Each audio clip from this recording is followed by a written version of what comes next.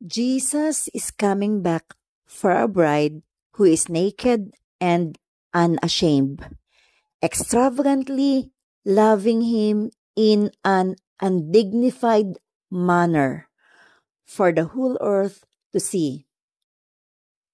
Sila ang mga sumasamba na kahit maraming nakakakita, nakakapagtaas ng kamay, nakakaluhod, nakakapag-bow down, nakakapagpatira pa.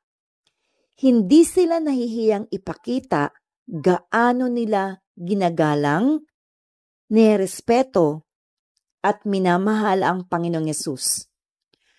Mula po sa Luke 9 verse 26, sabi po dito, kapag ako at ang aking mga salita ay ikakahiya ni numan, ikakahiya rin siya ng anak ng tao pagparito niya, nataglay ang kanyang karangalan at ang karangalan ng Ama at ng mga banal na anghel.